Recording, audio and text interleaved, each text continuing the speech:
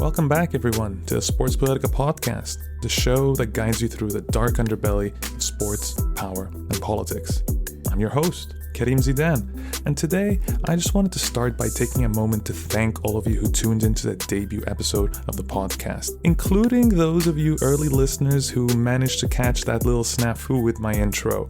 You know what I'm talking about, before I had a chance to change the audio. Let us speak no more of it. Otherwise, the feedback has really been incredibly positive, which, as some of you know, is more than I can say about some of my writing. So thanks again, everyone. As I'm recording this, it's Tuesday, November 28th, and I want to try and answer a single question on today's show. Why are so many MMA fighters becoming right-wing political activists?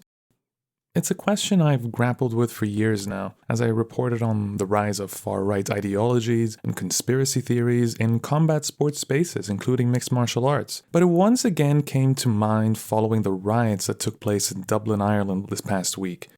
Especially since one of the main agitators of the riots was none other than, you guessed it, UFC star Conor McGregor.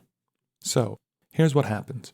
On Thursday morning, an unidentified assailant attacked a school in a series of stabbings that left 3 children hospitalized. News quickly spread the horrific incident, including unconfirmed rumor that the assailant was an Arab immigrant. That evening, hundreds of far-right thugs descended on Dublin in a riot the police later described as the worst violence that the Irish capital has endured in decades. They torched cars in public transit, looted shops, and assaulted several police officers in a very surreal scene for many. All the while, McGregor was fanning the flames of anti-immigrant sentiment in the country. Now, what you have to know here is that tensions have been high in Ireland over the past year due to several high-profile murder cases and crimes that were committed by foreign nationals, which in turn spurred more far-right anti-immigrant sentiment and campaigning and propaganda. Among the most prominent cases was a Slovakian man being sentenced for the 2022 murder of a teacher named Aisling Murphy, and a second case was where an Iraqi-born man was sentenced for a murder of 2 gay men in April 2022. So, here's where McGregor comes into this. He's been vocal about these high-profile cases on Twitter. So, after the sentencing of the Slovak national who murdered Murphy, McGregor took to Twitter and blamed the Irish government for the murder. He said that the Irish government makes him ashamed to be Irish, and he also added in the tweet that, no problem, it is a war then, and God is with us. He later deleted this tweet. He has since, however, continued to spread misinformation on Twitter. A few days ago, he took the Irish government to task for a completely incorrect post claiming that migrants can actually vote in general elections in Ireland. He kept calling it a shame and a disgrace when that was simply not true. Migrants and asylum seekers have been permitted to vote in local elections in Ireland since 2004, but only Irish and British citizens who live in Ireland can vote in general elections. He also endorsed a task force to monitor migrants and seemed to suggest at one point that Ireland should leave the European Union for some reason. But it really got bad the night before last week's violence in Dublin when he posted, "Ireland, we are at war."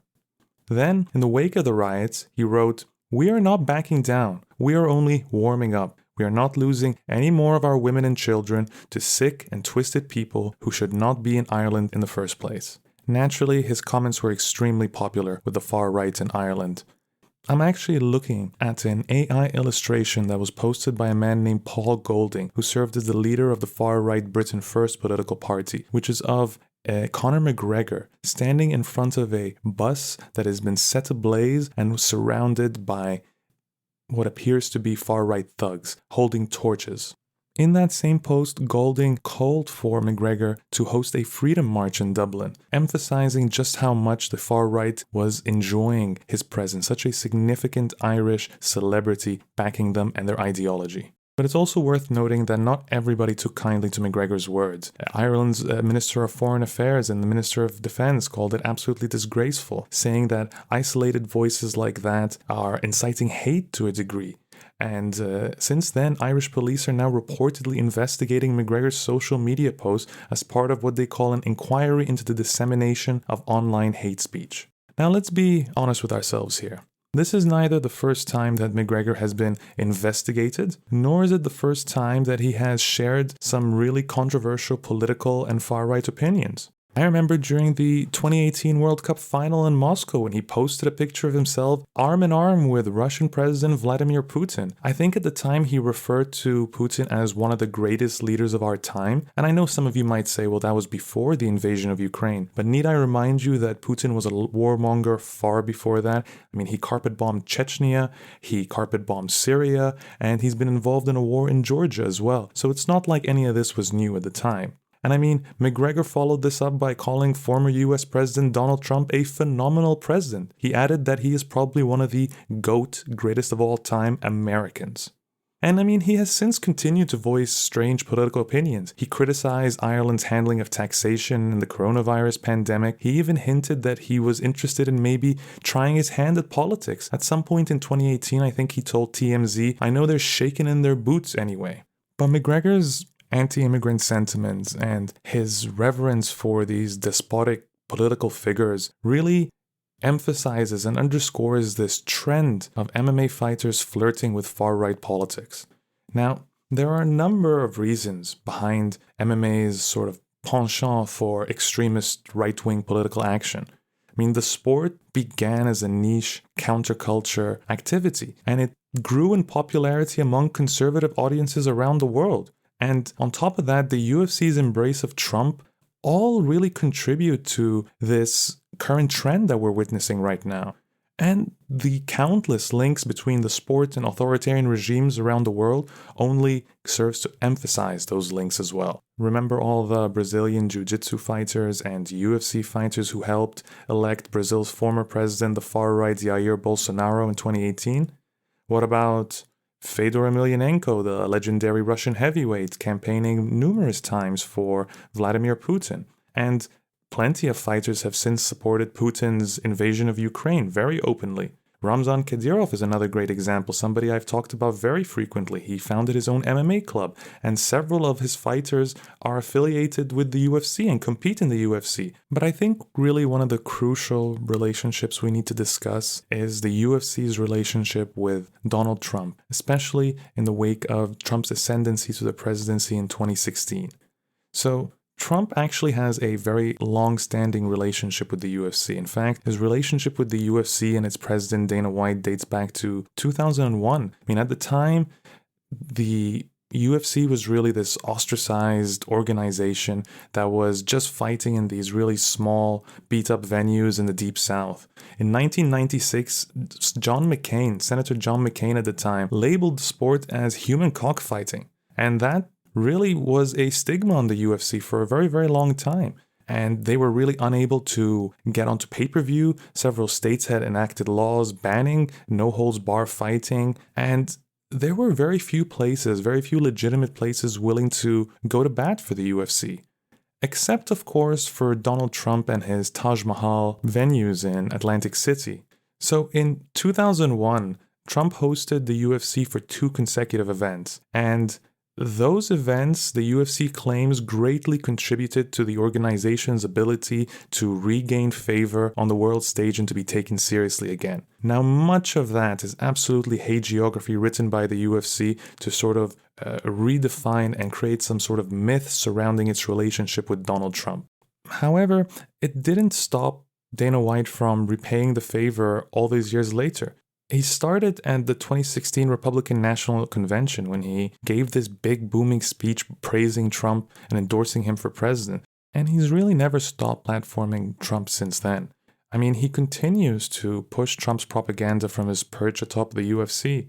He produced a documentary on Trump called Combatant in Chief, which was really little more than a work of propaganda that suggested Trump's history with the UFC proves that he is a successful and capable leader. Basically, the argument they were making was that because he had this supposed vision to host the UFC's events and was part of the inception and the reason why the UFC was so successful in the modern age, that automatically makes him a sharp and capable leader to lead an entire nation such as the United States. And in many ways, the UFC just became the sports arm for Trump's campaign and political ideology. I can't count, honestly, the amount of articles I've written for The Guardian and elsewhere about the UFC's relationship with Donald Trump. I even did one a few months ago, specifically about how Donald Trump had this very, very interesting interview on UFC Unfiltered, this video podcast that the UFC has been putting out for several years. And I expected it to be another example of Trump's standard interviews, very narcissistic, focused on his own political interest and pushing his message. Instead, however, what I found very, very interesting at the time was that he spent the entire interview simply talking about boxing, his love for combat sports, and the various experiences he's had, unique experiences really in some cases, with a lot of these different athletes, from Mike Tyson onwards. And when you look at the comments on the YouTube page and elsewhere, you'll see that a lot of people really engaged with that. They found Donald Trump to be a fascinating person. A lot of the comments had things such as, to paraphrase, "Oh, what a remarkable man. I don't really care about American politics, but it's cool to know that such a high-ranking figure is just like us, loves the same kind of sports, and is interested in the same types of things." So Trump is now really able to use the UFC and its platform not just as a campaign tool where the UFC will go out and actually promote Donald Trump, but he's actually using it as a savvy tool to campaign for himself, really, and to reach out to the apathetic audience and the conservative-leaning audience of the UFC. He's also really never missed a chance to attend a UFC event when possible. Very recently, actually, he walked out at UFC 295 alongside Tucker Carlson, Kid Rock, Dana White, and his son, Donald Trump Jr. It was quite the collection of characters and really just goes to show you the type of audience that the UFC is pandering to at the moment, especially in the United States. And I really think that it's the UFC's open flirtation with the right wing and with specifically Trump's MAGA politics that has encouraged all these fighters to actually open up and be more open about their political leanings. And in many cases with UFC fighters, those political leanings happen to be quite far right. Some fighters even went to the extent of making this MAGA persona part of their brand and selling power as a UFC athlete. I'm thinking, of course, of former UFC interim welterweight champion Colby Covington, really one of the most politically charged fighters in the UFC, and he's long embodied Trump's MAGA politics. He even wears the red hat as part of his standard attire. I remember back in 2020, Covington came up against a fellow former UFC champion in Tyron Woodley, and Tyron Woodley at the time being very outspoken about the Black Lives Matter movement. So Colby Covington took it upon himself to, at the UFC press conference, call the Black Lives Matter movement a criminal movement, a terrorist movement that's full of Marxists and communists, and he accused Tyron Woodley of being a Marxist and a communist for supporting it. He went on to campaign for Trump during the 2020 presidential election, and he also supported Trump's false claims that the 2020 presidential election was rigged. Another fighter who shared that view was the retired UFC fighter Jorge Masvidal, who was also one of the most vocal proponents of Trump's presidency. He campaigned for Trump's re-election in 2020 in a Fighters Against Socialism bus tour with Donald Trump Jr., and he also spoke at plenty of Trump's campaign events, including the night before the election. I can honestly go on and on with these examples. I mean, former UFC champs Henry Cejudo and Tito Ortiz spoke at various Latino for Trump events. UFC President Dana White invited a handful of fighters, including Kamaru Usman, Justin Gaethje, etc., to attend a Trump rally in Nevada. And at the time, Trump actually promoted some of their upcoming fights while on the campaign trail. It goes to show you the absurdity of American politics and how it intertwines so effectively at the moment with mixed martial arts. This absurdity sometimes has real-world consequences, however. For example, former MMA fighter Scott Fairlamb became the first person to plead guilty to assaulting a police officer during the Jan 6 insurrection. He was one of the first people to storm the Capitol, take that in, an MMA fighter, and he was captured on video punching a police officer in the helmet, screaming, "Are you an American? Act like it," saying he's going to storm the Capitol. He was finally arrested in January 2021 and he was sentenced to 41 months in prison. It's one of the most severe punishments handed down at the time. Now, what's even more interesting is that Fairlamb's brother is a Secret Service agent who was previously assigned to Michelle Obama. And of course, he wasn't the only MMA fighter who was present at the insurrection. Former UFC welterweight champion Pat Miletich was also pictured alongside members of the Proud Boys just outside the Capitol grounds. And I mean, he was never charged with any crimes following the riot, and I don't think he was even one of the people who stormed the Capitol at the time. But Miletich and Fairlamb, their respective roles in the insurrection, they're just more examples of this concerning relationship between MMA subculture and far-right ideologies in the United States. It goes beyond their shared support for Trump's far-right politics. They both adhere to conspiracy theories such as QAnon. And I mean, the QAnon was always ridiculous, right? It alleges that the world is run by, Satanist pedophiles eating and drinking babies' blood, and that the whole world is run by this global system. It's a modern example of the Illuminati combined with blood libel, anti-Semitic conspiracy theories. But these are very, very prominent, and conspiracy theories are one of those things that we've seen lots of UFC fighters throw their support behind. I'll give you an example, well outside the Capitol insurrection in this case, but one of the far right or the right-wing tinfoil fighters in the UFC that I can think of is Bryce Mitchell. To me, he's always going to be best known as the fighter who tore his scrotum with a power drill, but that's just me. He once asked Donald Trump to call him if he needed help whooping some politician, right? Like, he wanted to be President Trump's enforcer. That lets you know all that you really need to know about this fighter. But I'll take it a step further. During the COVID-19 pandemic, he believed that the coronavirus was a bioweapon. He also thinks that mass shootings in the US are generally false flag events aimed to sort of introduce changes in legislation to prevent assault rifles from being sold to citizens like him. He's also a flat earther. And not just any flat earther. He's a flat earther who appeared on a flat earther documentary alongside yet another combat sports figure, a jiu-jitsu pioneer called Eddie Bravo. Tito Ortiz is another one of those fighters you have to mention, since he's really arguably one of the most conspiracy-driven athletes across all sports, at least based on what I've seen. He sold QAnon shirts on his official website. I mean, take that in. He didn't believe in that George Floyd was murdered by a police officer. I believe he claimed that George Floyd died of a heart condition. And he peddled all sorts of anti-vaccine conspiracies at the height of a global pandemic. Now, what's interesting about Tito Ortiz is he actually won a seat in the Huntington Beach, California City Council in 2020. He actually became mayor pro tem of the city. It meant that if the mayor became incapacitated in any way, Tito Ortiz, a former UFC fighter and QAnon guy, would have been required to step in as mayor. Now, Ortiz routinely made headlines during his tenure in office. He became barred from attending a city council meeting for not wearing a mask. He faced scrutiny after allegedly filing an unemployment claim against the city despite the fact that he continued to earn his city council member stipend and expense allowance. He eventually resigned from office in June 2021, claiming character assassination from the media and insisting that he was going to stay politically active. Now, his story really isn't the last attempt we've seen from an MMA fighter trying to get into politics. We've seen, just last year, former UFC lightweight champion BJ Penn launched a campaign to win the Republican nomination for governor of Hawaii, despite absolutely no political literacy or experience. He promised to remove all coronavirus mandates. That was basically the only reason he wanted to run, was because he was mad at the government's handling of the coronavirus pandemic. He eventually lost by a significant margin and just chose not to accept defeat. Sounds familiar? Another UFC fighter who was so upset with the coronavirus pandemic that he felt the need to run for political office to express himself was former UFC heavyweight Alistair Overeem. He joined a far-right political party in the Netherlands, saying that he was trading the ring for the political arena.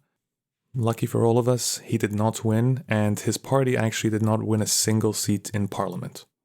Now, the fact that so many UFC fighters, both past and current, have these right-wing tendencies and tend to participate in right-wing activism, coupled with the UFC's long-standing relationship with Donald Trump, has actually made the organization quite alluring to conservative media in the United States. We've seen UFC president Dana White appear on a wide range of conservative talk shows, including ones on Fox News. When Tucker Carlson was still on Fox News, he had a Dana White interview that was sort of a 3-part interview, including an in-person visit to Dana White's office, where Tucker Carlson spent the better part of 20 minutes walking around admiring all the bizarre art, let's call it, that Dana White had in his office, which included sort of an AK-47 made of money that had a cartridge filled with cocaine and other drugs. Tucker Carlson seemed really fascinated by that. There's also been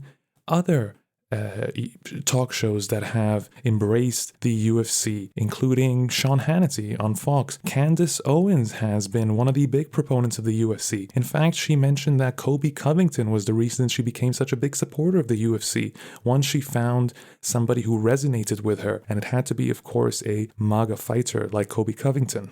In fact, Owens had actually previously called for the UFC to replace the NFL as America's national pastime, a term that was actually once reserved for sports like baseball and golf. So I think her comments were something along the lines of the UFC is basically growing to such a massive extent, but they actually don't get involved in politics. They're not woke and they don't bend the knee, saying basically that the UFC was the only real sport left in the United States. So it is this sort of confluence of culture in the United States and the culture war, the ongoing culture war in the United States, that makes it not so surprising that many people on the American right identify more with the UFC than they do with, say, the NFL. So the NFL has actually been sued for racial discrimination and high-profile lawsuits, yet because it at least pays lip service to social justice causes in recent years, including, after the murder of George Floyd, it seems that at least some conservative fans tend to believe that the NFL is a woke institution.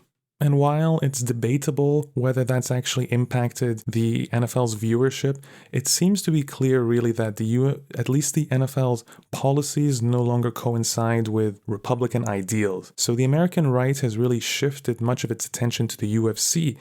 And at the end of the day, the UFC is a hyper-masculine, violent sport, and it's popular among young men. And many of those young men are actually either right-wing leaning or apolitical and apathetic towards politics entirely. So as Republicans forge ahead with shaping the GOP's future, whether it be with Trump or without Trump, they, as an entire landscape, seem to be relying on the UFC as an ideological incubator of sorts and a breeding ground for future supporters. So that seems to be the role that the UFC is playing as an entity in the American consciousness overall, whether it be in politics or in society. But while that might explain why the conservative audience and conservative media seem to resonate with the UFC, it doesn't quite explain why UFC fighters themselves are participating in this trend of growing participation in right-wing activism. That is a slightly more complicated question that I don't necessarily have the best of answers for here, but I'd like to walk you through my theory. At the end of the day, mixed martial arts is this counterculture sport. It's a sport of outsiders, and they either reject it or were rejected by mainstream interests. So this becomes a breeding ground for conspiracy theories or conspiracy thinking. And it's not surprising overall that mixed martial arts ended up being infected with conspiracies such as QAnon and flat earther and stuff, because this idea that we are a niche sport and this chip that fighters carry on their shoulders means sometimes that they're more willing to listen to opposing views and to throw their weight behind opposing views that aren't necessarily the most popular. And for the longest time, MMA didn't really get any mainstream coverage whatsoever. There were no mainstream media organizations covering mixed martial arts for much of its early rise. The only places to really get any information or to connect with like-minded, fight fans was to stop off at online message boards or small websites. And that trend continued despite the sport's growth. So a portion of MMA fans in the landscape continues to operate on platforms known for peddling conspiracies, and this was part of the problem, especially during the QAnon days. And let's face it, there weren't really any consequences for a fighter promoting QAnon or any other really conspiracy theory in the UFC. There were no sponsors in the sports that seemed to care. There was very little pressure from the organizations themselves, like the UFC. So, what was really stopping these types of narratives from propagating across the landscape? So, unlike the NBA and the NFL and mainstream entities where athletes had a lot on the line, a lot of money to lose, a lot of sponsors to lose, and had to keep their opinions to themselves, even if they shared some of these conspiracy theories, that's really not the case in mixed martial arts. In many ways, it's one of the ways to ingratiate yourself to a select portion of the fan base, and that can really build a reputation for you. And you couple that with the fact that MMA at the end of the day is a hyper-masculine sport, and you realize that there's only a certain type of athlete who's going to participate in that to begin with. Same with, the culture surrounding wrestling. So those, and I mean actual amateur wrestling in this case, really, it embodies and it emulates a very specific type of athlete, and it seems that those athletes tend to share conservative viewpoints. That's not to say that MMA is not at all diverse. I mean, there have been queer champions in the UFC, and I'm thinking, of course, of Amanda Nunes, who is by far the greatest women's fighter of all time. I mean, the UFC has also had multiple black champions, Brazilian champions, Dagestani champions from Russia. So the UFC as an institution is actually quite diverse, and its fan base is global, and that is also quite diverse. But it seems that the right-wing proponent of the fan base is a lot more vocal and willing to express its opinions. However, if you look carefully enough, you will find some lefty spaces in the sport. There are even subreddits, actually, that are dedicated to a more progressive and left-leaning perspective on mixed martial arts, rather than the standard RMMA subreddit. So, those of you who do share some sort of left-wing perspective or feel isolated in the sport, there are communities for you as well. Unfortunately, they do seem to be drowned out by the more prominent narratives from the bigger names in the sport.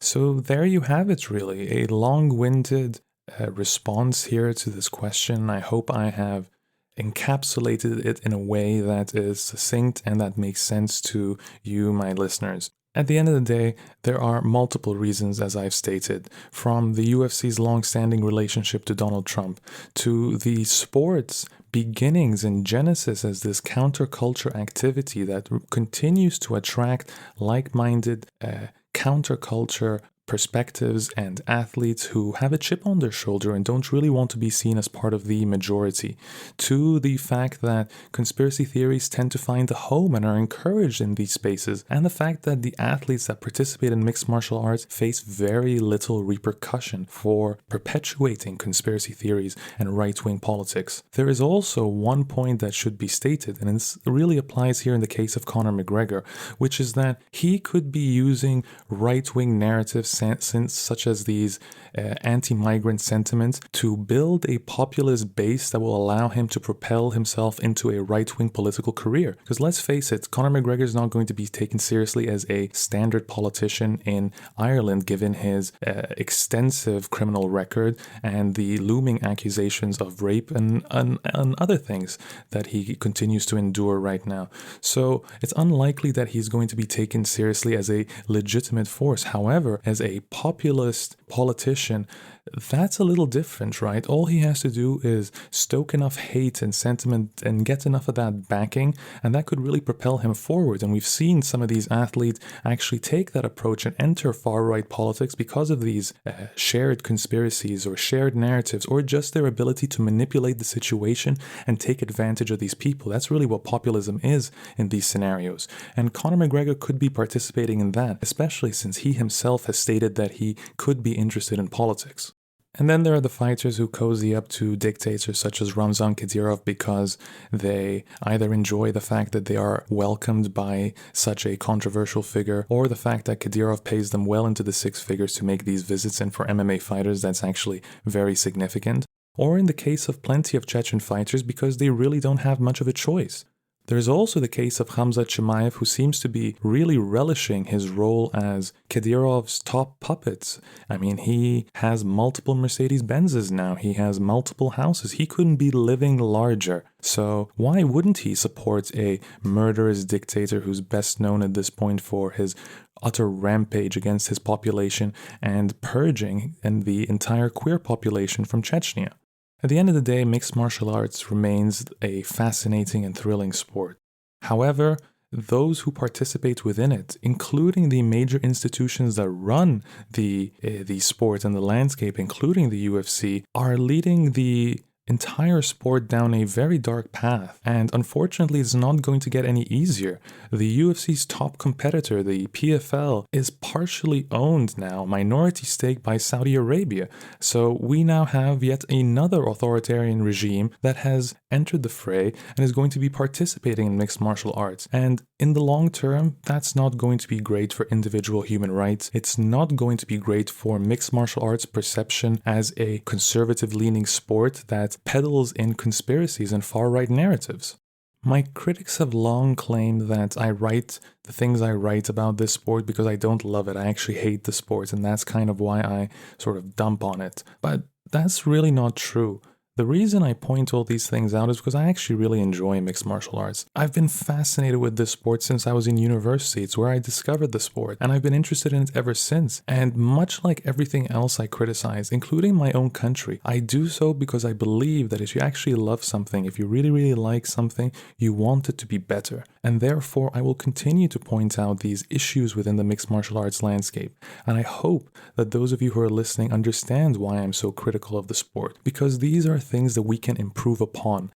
And on that note, I'd like to move on to our last segment this evening, and that is the portion of the show where I read out messages of support from the paying subscribers of Sports Politika, without whom none of this would really be possible. So thank you very much for your continued support. It is extremely appreciated.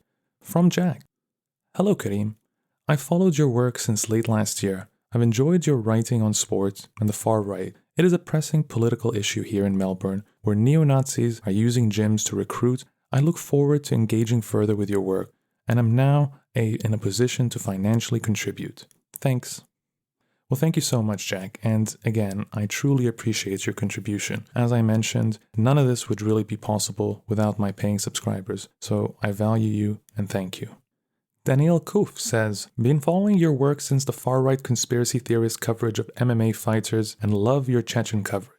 I'm not even into sports, but I love how you combine politics and sports to create this hybrid beat that you are the king of. Keep up the great work. Well, thank you, Daniel. I really, really appreciate that. And also, I really hope I pronounced your name correctly. Please feel free to correct me if not. And again, this is part of why I do this. I don't necessarily view myself as a sports writer or a political writer, though I have dabbled really in both. What I like is using sports as a lens to view the world and to try and understand the world. I find it to be an underrated and underutilized perspective on the world. So I appreciate that you are not a sports fan, but that you actually enjoy this coverage. And I chose to absolutely read your message this week because you did come to my work through my far-right conspiracy theorist coverage, and that's a lot of what we're talking about today. Thank you so much for your continued support. It's much appreciated. And finally, I'll end on this one from Turner. It's the writing we need. Well, thank you, Turner. I really appreciate it. And I appreciate you for following me on this journey. Thank you so much for being a subscriber. And that's our show. Thank you again, listeners, for tuning in for another edition of the Sports Politika podcast. See you next week.